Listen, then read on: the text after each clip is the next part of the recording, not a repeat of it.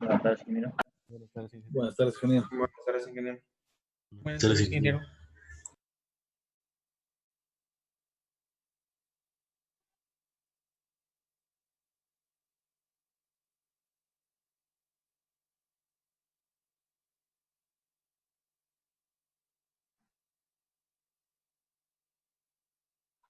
Bien, vamos a continuar con lo que es el análisis del labio.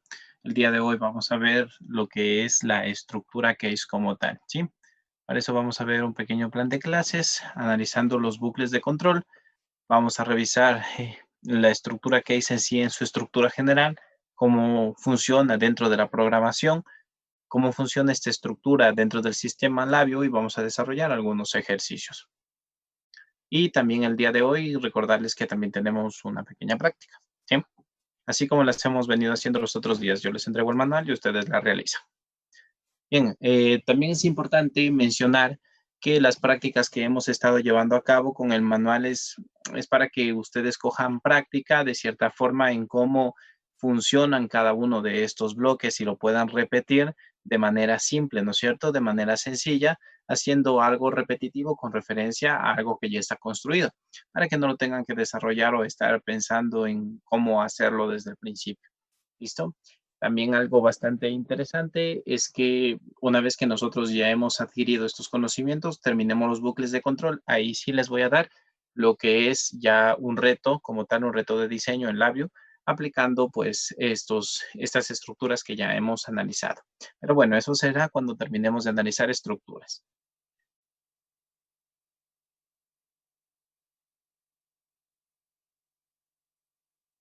Listo. Vamos a analizar en primer lugar qué es la estructura case dentro de la programación.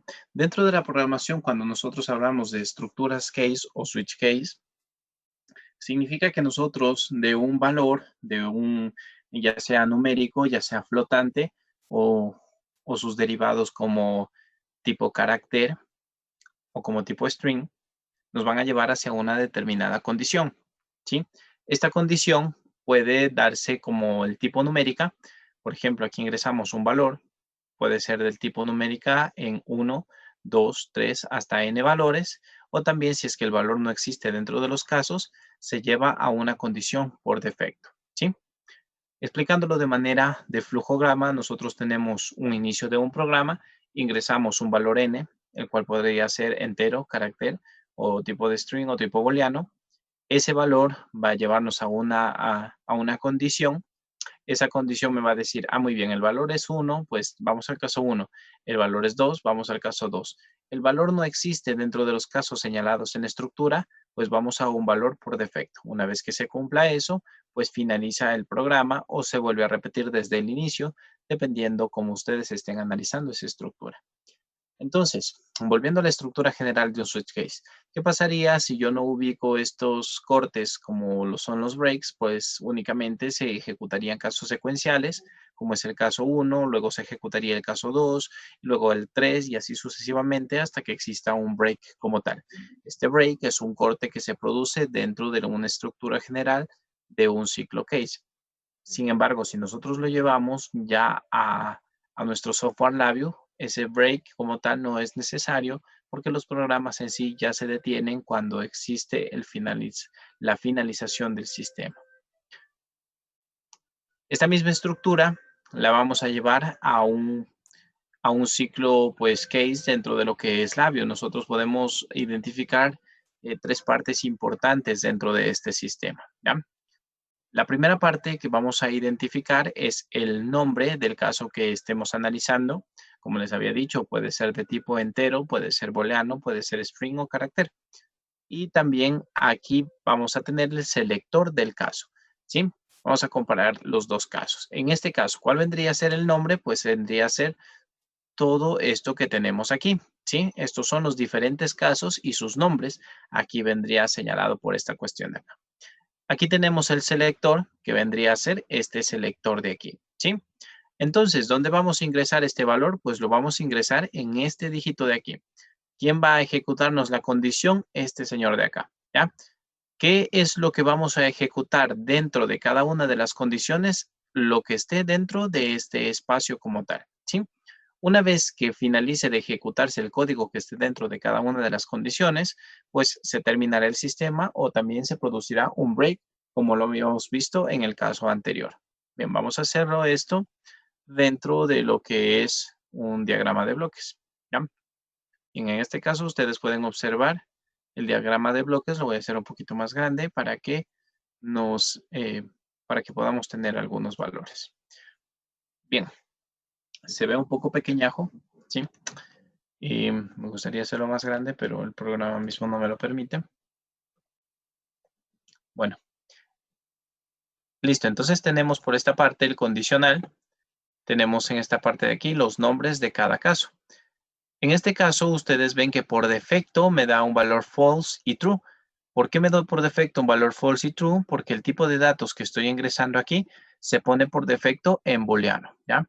Eso significa que yo podría coger la paleta de funciones, darle un caso verdadero y conectarlo a este sistema. Entonces, ¿qué va a pasar cuando esto sea verdadero? Pues se va a venir aquí al caso verdadero. Muy bien. Y cuando en cambio esto sea falso, pues no se va a ejecutar en el caso true, sino se va a ejecutar en el caso false. ¿Ya? Todo el software que yo ponga aquí o toda la programación y lo mismo, toda la programación que yo ponga aquí en este espacio. Bien, vamos a hacer un pequeño ejercicio. Por ejemplo, lo voy a ubicar.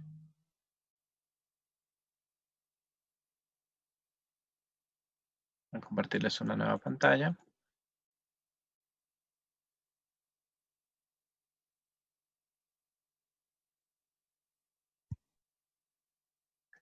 Perfecto.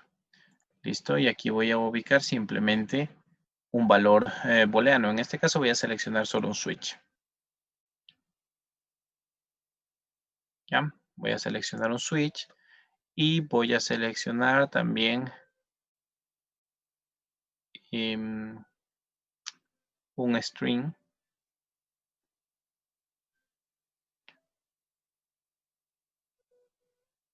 No, vamos a seleccionar antes del string un LED nomás.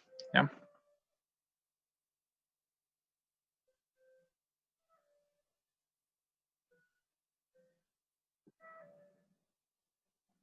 Bien, ¿qué vamos a hacer con este LED? Pues con este switch que tenemos acá lo vamos a encender y lo vamos a apagar. Algo tan simple como eso, ¿sí? En el caso de acá, este valor booleano, nosotros lo vamos a conectar al selector y este LED que sería nuestra salida lo vamos a conectar fuera del sistema, ¿ya? En el caso de que el sistema sea verdadero, pues el LED se va a encender como tal. Vamos a conectarlo aquí, podemos ver que se genera un túnel. Algo muy importante, porque el túnel, por ejemplo, si ven que tiene una perforación como de color blanco, bien, esa perforación de color blanco significa que no está conectado el túnel en todos los casos de mi estructura case, ¿sí? No está conectado en todos los casos de mi estructura case. Por lo tanto, si es que yo no fuese a conectarlo en todos los casos de mi estructura case, le puedo dar clic derecho y le puedo dar use por defecto si está desconectado, ¿ya? O use default if on wire, ¿ya? Entonces vemos que ese círculo, esa perforación blanca que había antes de un tamaño bastante considerable, pues ahora se ha vuelto muy pequeño, ¿sí? Si es que yo lo voy a conectar en todos los casos, pues no sería necesario. En este caso, como solo existe verdadero y falso y quiero que en verdadero se encienda el LED y en falso se apague, pues lo voy a conectar en ambos casos, ¿ya? Así que aquí voy a dar una constante de tipo falsa y lo voy a conectar, ¿ya? Denme un segundo, por favor.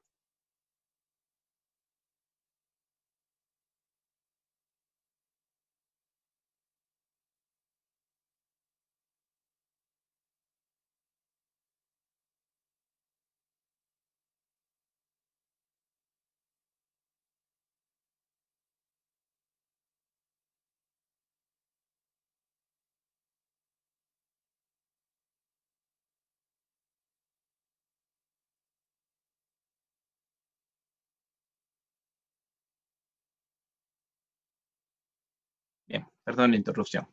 Continuamos. Entonces, como ustedes pueden ver, que yo lo he conectado en este caso al LED que viene a ser mi actuador de salida, pues en ambos casos de la estructura case podemos ver que el túnel se ha puesto totalmente de color verde. Eso significa que está presente o que se ejecuta una acción en el mismo dentro de todos los casos de la estructura case. Bien, vamos a poner esto en funcionamiento. Antes de eso voy a poner todo este sistema en una estructura while para que se esté repitiendo durante todo el tiempo, ¿sí? Vamos a poner todo dentro de una estructura while y aquí voy a ubicar un botón de stop, ¿ya? Este botón de stop me sirve para mi estructura while como tal, ¿ya? Y por último también voy a ubicar un reloj para que mi sistema libere tiempo de procesamiento. Voy a poner aquí pues unos 100 milisegundos suficientes. Ya, listo. Entonces vamos a proceder a la ejecución. Ejecutamos el sistema y podemos ver que cuando está apagado se apaga directamente el valor booleano. Cuando esté encendido se enciende este LED como tal. ¿Ya? Entonces, bueno, en este caso es bastante sencillo porque únicamente estamos ejecutando un caso de verdadero o falso, ¿no es cierto? Bien, vamos a proceder a detener nuestro sistema. Recordemos algo muy importante. Yo les había mencionado que nuestro sistema no únicamente acepta valores booleanos, ¿ya? Sino también acepta otro tipo de información, ¿ya? Así que voy a borrar. Vamos a borrar esto, este túnel como tal. Perfecto. Borré el túnel para que se borren todos los parámetros del sistema. Bien, en este caso, pues, ya no quiero ahora que sea un valor de tipo booleano, sino que voy a dar una constante de tipo integral, ¿ya? Así que voy a dar un valor numérico.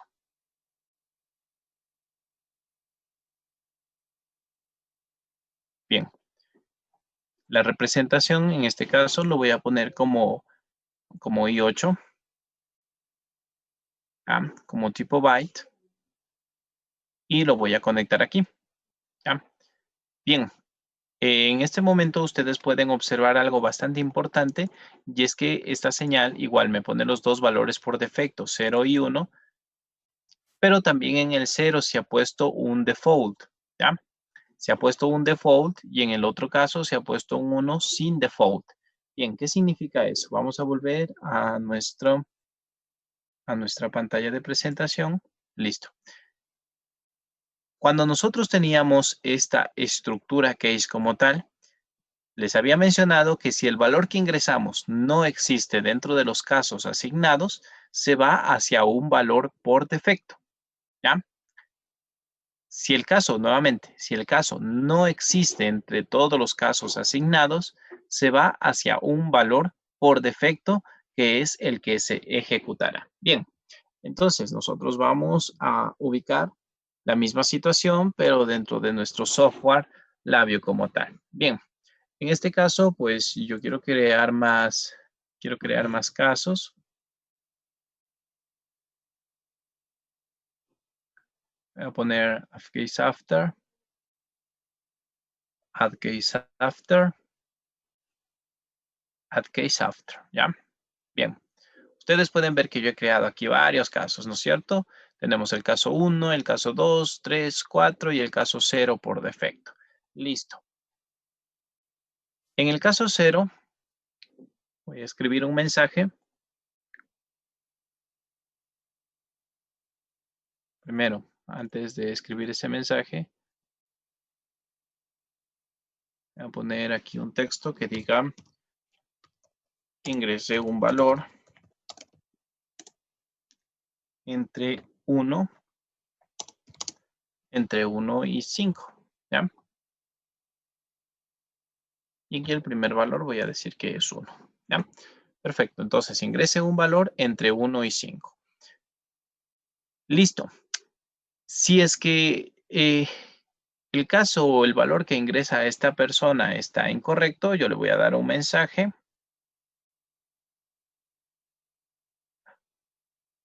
Voy a dar un mensaje. Vamos a poner aquí un indicador.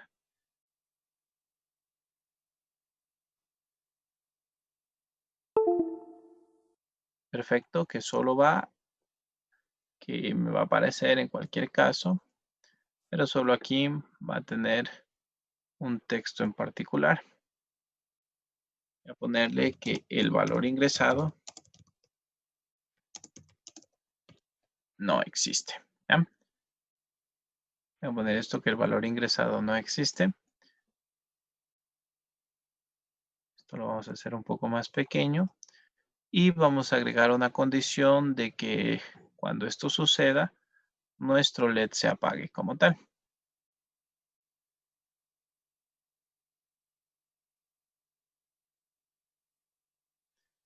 Ya, muy bien. Eso para el caso 0, el caso por defecto, cuando el valor que haya ingresado esa persona pues no sea correcto. Bien, para el caso 1, vamos a hacer que nuestro LED se encienda y también vamos a agregar un texto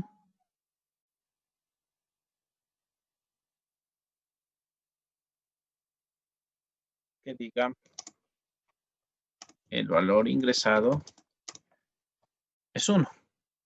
Bien, ahora este sí lo voy a copiar y lo voy a copiar en los diferentes casos.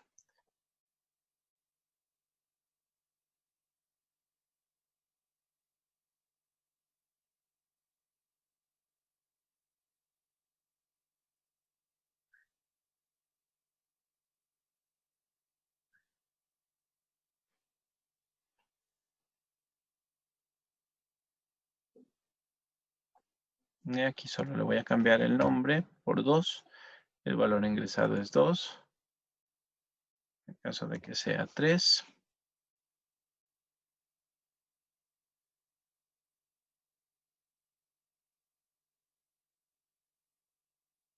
Igualmente se va a encender. Voy a poner aquí que esto es 3. Vamos a irnos a 4.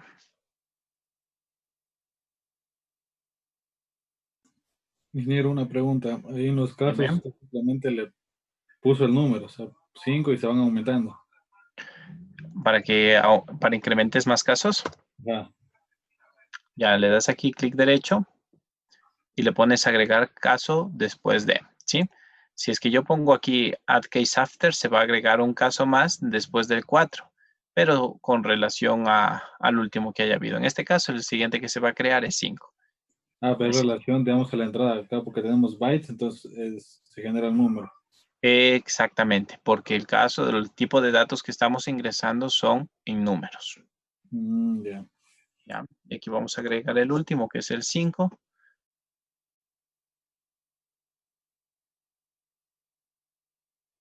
Y esto lo vamos a conectar aquí.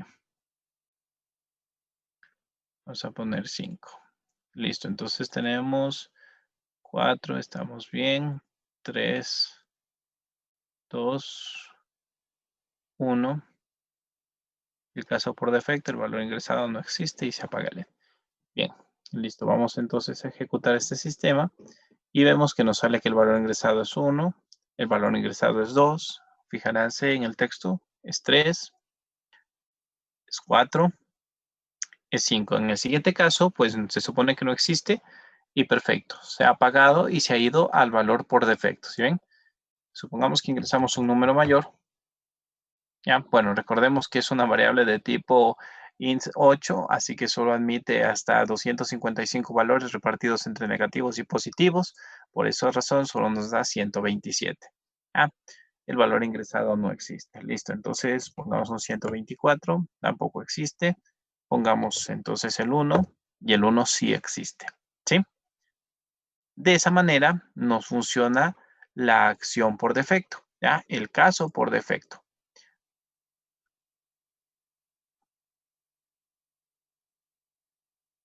Si nosotros quisiéramos borrar algún caso, pues únicamente tenemos que seleccionar aquí Delete this case, ¿ya? En este caso, miren, bastante importante también, no hemos tenido que utilizar el use default if unwire, ¿ya? Es muy importante, es bastante importante que a medida de lo posible, esos túneles como tal nunca esté habilitada la acción use default if on wire. ¿Por qué es importante esto? Porque esto puede dar o llevarnos a un sistema a un estado no deseado, ¿ya? Y nosotros no podríamos saber exactamente qué está sucediendo. Si se va a encender en todos los casos, perfecto, enciendan el LED. Si se va a apagar, apaguen el LED. Si van a ingresar texto, pues escriban el texto en todos los casos. Si es que van igual a eliminar texto, eliminen el caso en los textos necesarios.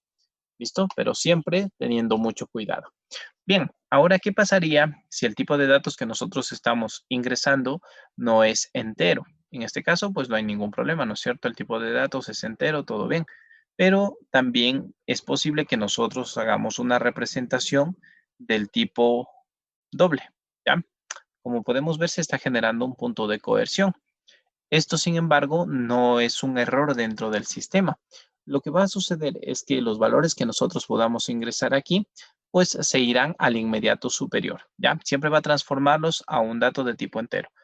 A lo que me refiero es que si yo pongo 0,63, el dato que se va a mostrar será el caso 1. Si yo pongo 0.23, 0,23, pues el dato que se va a mostrar es el dato 0. Siempre este valor de aquí se va a redondear a su inmediato superior, ¿ya? Vamos a ejecutar para ver cómo está funcionando esto. Y efectivamente, en el caso de 0.3 nos lleva a un estado por defecto. En el caso de 6.5 también nos lleva a un estado por defecto, ¿no es cierto? Porque el caso 6.5 sería 7 como tal y 7 no existe. Recordemos que el valor que estamos ingresando solo debe estar contenido entre 1 y 5. Bien, pongamos 6.42 y listo, no existe. Ahora, si nosotros ubicamos 5.42, listo. Ahora sí que existe ese caso. Recuerden que estamos entre 1 y 5. ¿Y hacia dónde nos llevó? Al inmediato superior. 5.42, el inmediato superior de esta cantidad es 5. Recordemos que no redondea 5.42 a 6. ¿Ya? Entonces, lo mismo sucedería si yo pongo 1.2, me dejaría en 1. Si yo pongo 1.67, me dejaría en 2. De esa manera, nosotros también podemos trabajar con datos de tipo doble, ¿ya? Con datos de tipo doble precisión, pero siempre recordemos que lo que admite el case no es el dato en formato doble, sino que admite el formato de entero, ¿ya? Por eso aquí hay este punto de coerción. Listo. No simplemente también se puede trabajar con este tipo de datos, sino también nosotros podemos trabajar con los enum. Vamos a ver qué son los enum.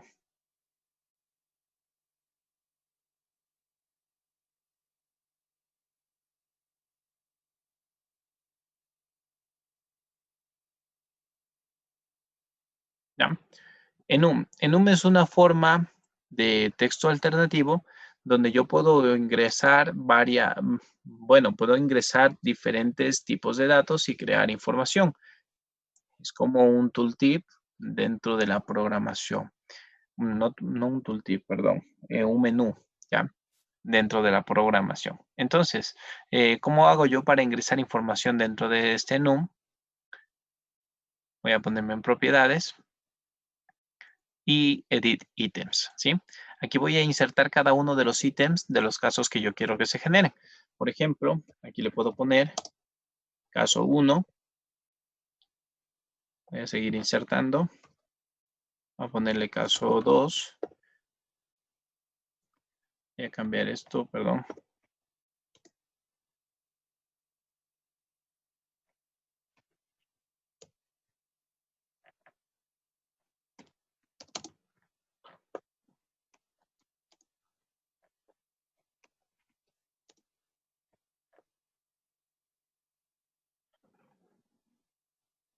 Ya, este último lo voy a borrar. Y antes de esto voy a poner el caso 0. ¿Ya? Para seleccionar el caso 0 por defecto, al igual que lo habíamos hecho anteriormente. Listo, este 6 que se creó aquí de más, lo voy a borrar. Voy a poner OK. Y voy a volver a puentear. Bien, en este caso podemos observar que también ya están creados todos los casos, pero sin embargo la variación importante que nosotros tenemos aquí es que hemos podido identificar cada uno de los casos con su respectivo nombre, ¿ya? Esto es muy importante cuando nosotros vamos a trabajar con máquinas de estados, ya que máquinas de estados, si lo queremos llevar de un estado a otro o queremos mantenernos en el mismo estado, pues es más fácil trabajarlo a través de nombres, ¿ya? Bien, igual ya están creados todos los casos, así que ejecutemos simplemente el sistema. Vemos que en el caso 0 está apagado, perfecto. Este num ya me da una lista de todos los casos posibles que existen, así que no debo manipularlos más allá de lo que yo quiero hacer. Bien, podemos ir jugando con cada uno de los valores que existen dentro de este enum, ¿ya? Si nosotros hacemos clic sobre el sistema, también se despliega pues toda la gama de casos que nosotros hemos ingresado en este sistema, ¿ya? Y ahí podemos ejecutar ya diferentes operaciones de acuerdo a cómo nosotros querramos nuestro sistema como tal. Bien, de momento, ¿tienen alguna pregunta?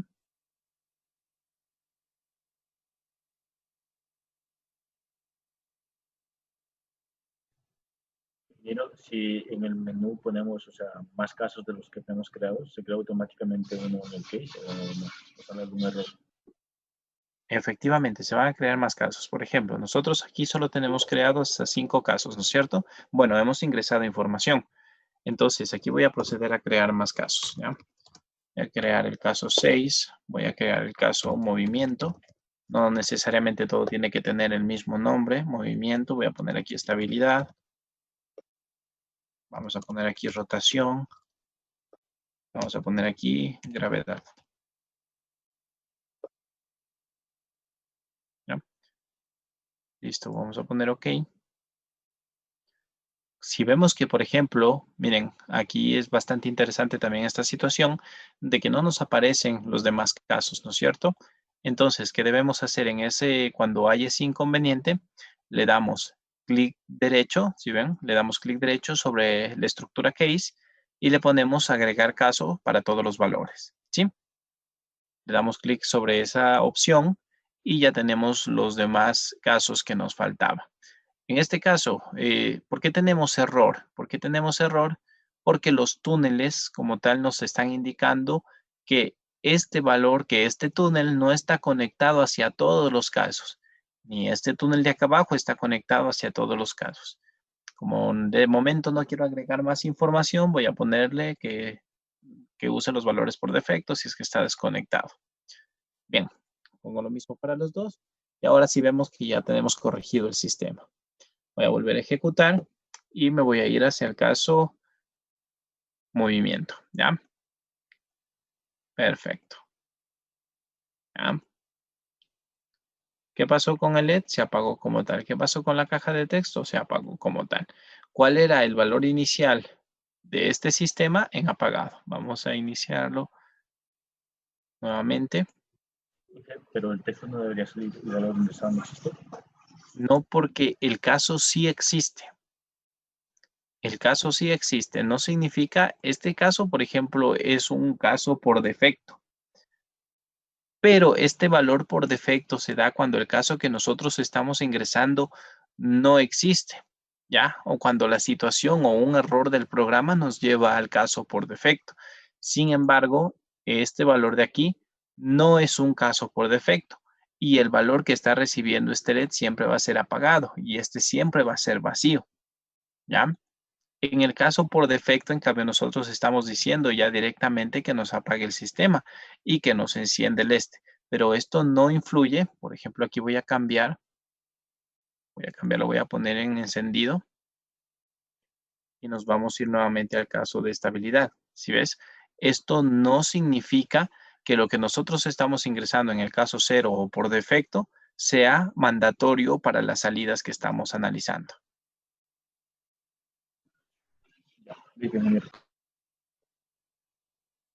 Cada caso es totalmente independiente, salvo en el tema de que tú digas, pues, estoy ejecutando, pues, una acción donde yo envío a qué caso quiero que se asigne tal valor o qué caso quiero que se ejecute y ese caso no existe dentro de mi estructura case, ahí sí me va a enviar a la situación por defecto, al caso por defecto. Pero en este caso nosotros tenemos un enum. El enum pues solo me va a mostrar los casos que existen. Así que de esa parte no nos debemos de preocupar cuando utilicemos este tipo de estructuras, este tipo de bloques.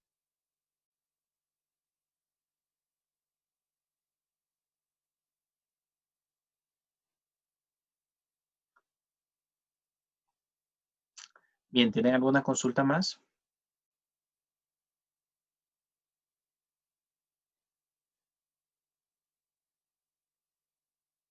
Espérenme ahí un segundo que se me va a apagar la computadora, por favor.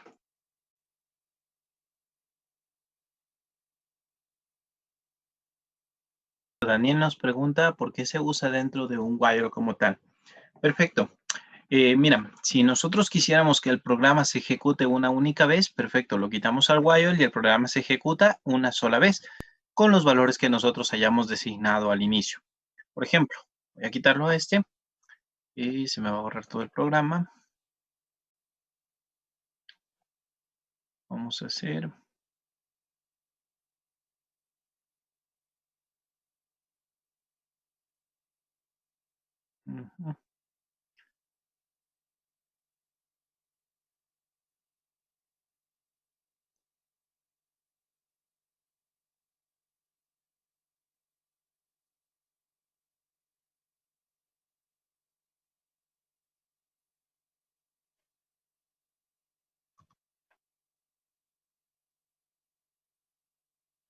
¿Ya? Ahí, por ejemplo, no lo estamos ejecutando dentro de un bucle while. Así que yo voy a designar en qué caso quiero que se ejecute, en este caso, en el caso 3. Bien, voy a ejecutar al sistema y como tú has podido observar, y todos han podido observar, se ejecutó una sola vez el software, ¿no es cierto? Ahora, si yo quiero cambiar de caso, pues tendría que seleccionar un nuevo caso, y volverlo a ejecutar. ¿Sí ves? Para que cambie. En cambio, como yo no quiero que esto suceda,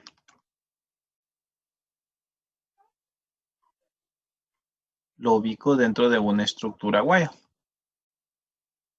¿Ya? Lo ubico dentro de una estructura while y ahí sí puedo yo seleccionar los casos que quiera e ir cambiándolos sin necesidad de volver a ejecutar el software. Es por esa razón que nosotros ejecutamos, bueno, la mayoría de código o en sí todo el código dentro de un bucle while para que el sistema funcione de una manera repetitiva hasta que yo presione el botón de parada o hasta que se ejecute una acción externa que haga que mi programa se detenga como tal.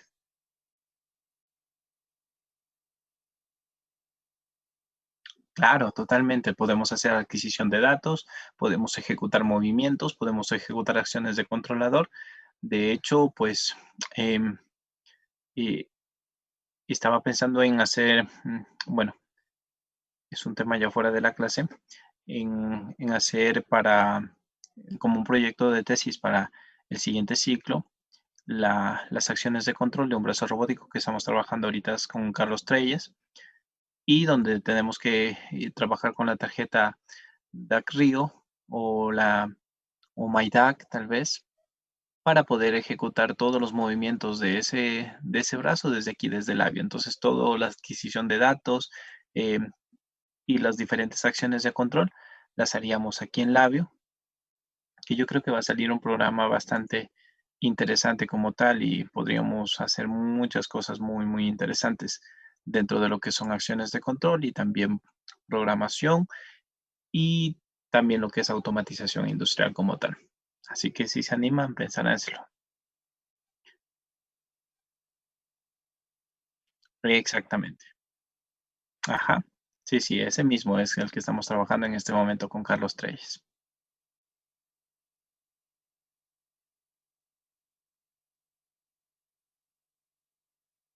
Bien, ¿tienen alguna consulta más tal vez con referencia a la estructura case?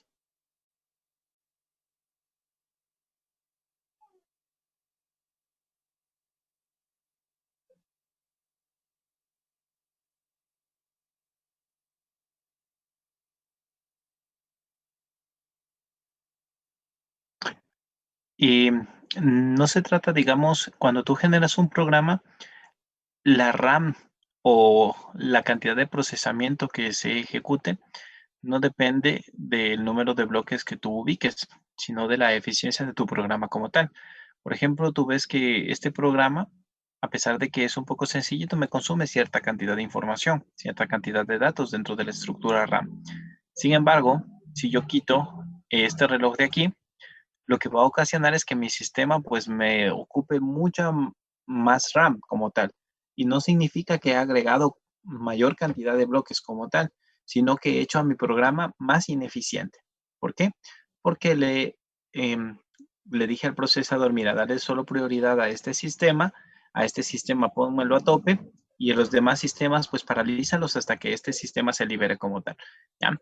Entonces, si nosotros programamos, digamos, de una manera inadecuada, pues el sistema podría hacer que colapse nuestro sistema operativo como tal. ¿Ya? Pero si nosotros, por ejemplo, incrementamos, hacemos pues un código con unos 1000 bloques como tal vez consuma la misma cantidad de información que este sistema de aquí, pero todo depende de la estructura de programación que estés manejando. ¿Sí?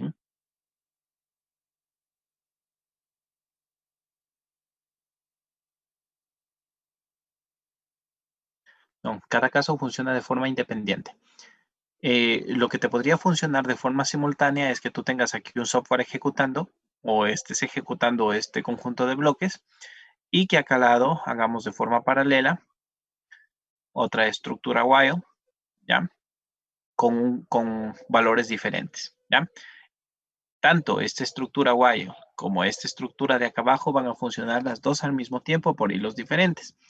Pero en cambio, este caso de aquí va a depender directamente de este enum, ¿ya? Y no pueden funcionar todos los casos al mismo tiempo.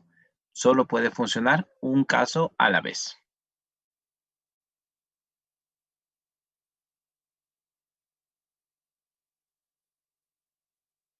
Pero no se preocupen, también vamos a tener una clase de paralelismo para que veamos cómo funcionan los sistemas al mismo tiempo. Esto es bastante interesante, sobre todo en la parte de adquisición de datos, porque recordemos que hay sistemas que debemos hacerlos en tiempo real y los sistemas en tiempo real, al tiempo que adquieren información, deben estar generando también información, ¿ya?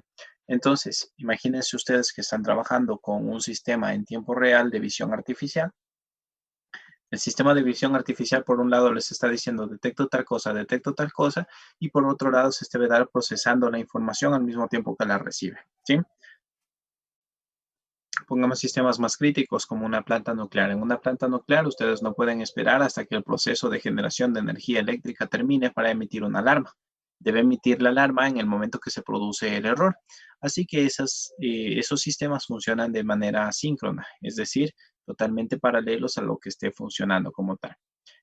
De esa forma, si durante el proceso de generación de energía eléctrica se produjo, eh, digamos, pues una cantidad de dendritos demasiado elevada. Entonces, coge y dice, pues se produjo una alarma, se ejecutaron tantos dendritos, pues envía a ejecutar tales interrupciones. Las interrupciones también recordemos que pueden funcionar en cualquier momento independientemente de cómo esté funcionando un programa.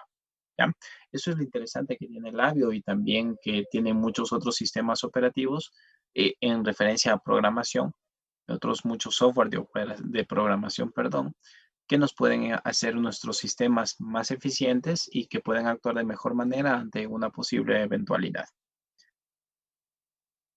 Bien, listo. Entonces no tenemos más preguntas con referencia a lo que es la estructura case, ¿no es cierto?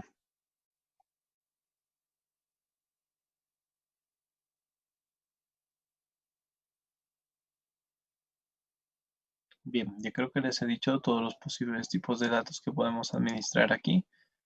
Veremos ya numéricos, listo. Booleanos también.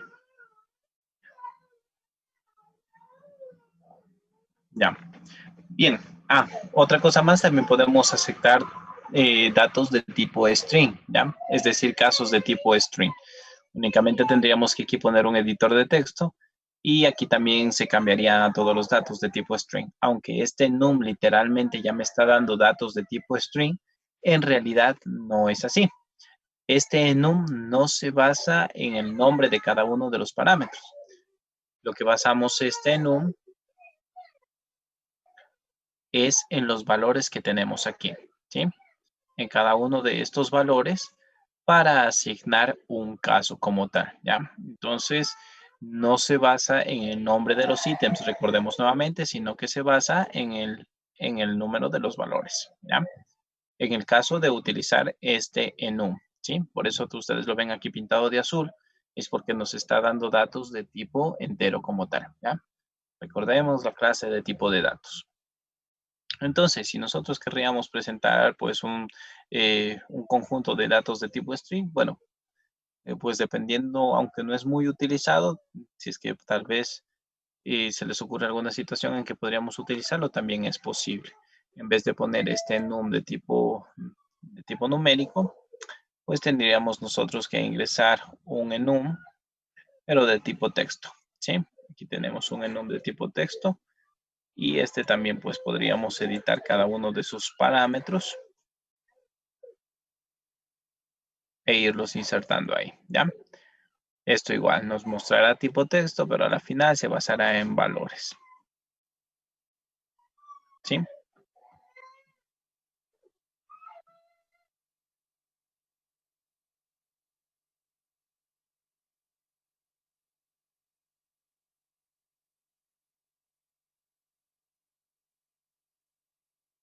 Bien, si no tenemos entonces más dudas sobre esto, vamos a pasar entonces a desarrollar la práctica como tal. Denme un segundo, se las hago llegar.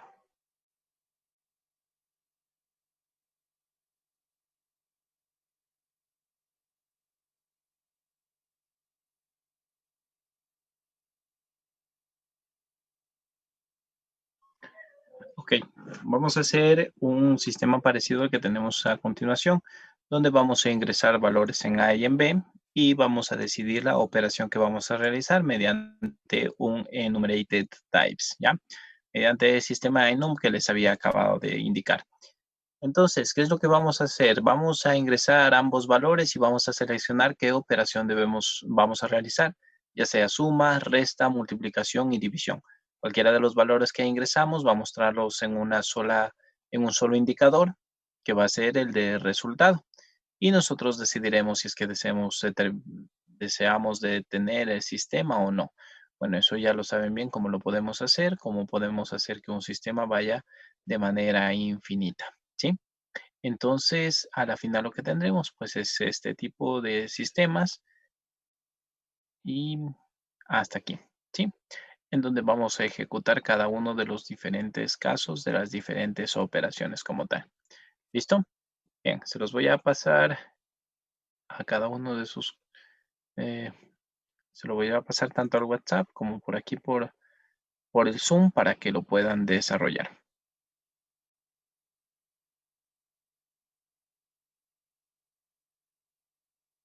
Como les decía anteriormente, estas primeras prácticas son simplemente repetitivas, ¿ya? Para que adquieran destreza sobre lo que estamos desarrollando y ya las prácticas posteriores sí van a ser en cambio de tipo de retos de diseño para que ustedes en cambio adquieran la habilidad de determinar o resolver algunos problemas que podemos plantear.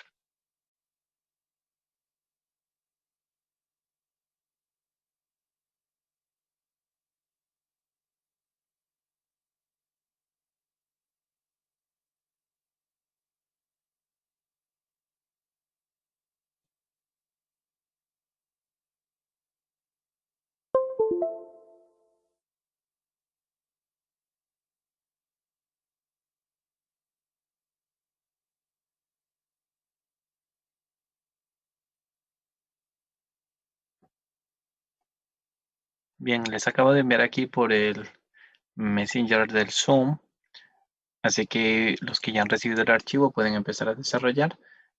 Denme un segundo, ahora les paso también por WhatsApp. Está también pasado a través de el WhatsApp para que lo puedan ir leyendo de ahí. Recuerden que lo deben terminar lo más pronto posible y a medida que lo vayan terminando, pues les voy revisando y les voy anotando ya también la práctica dentro del libro de notas.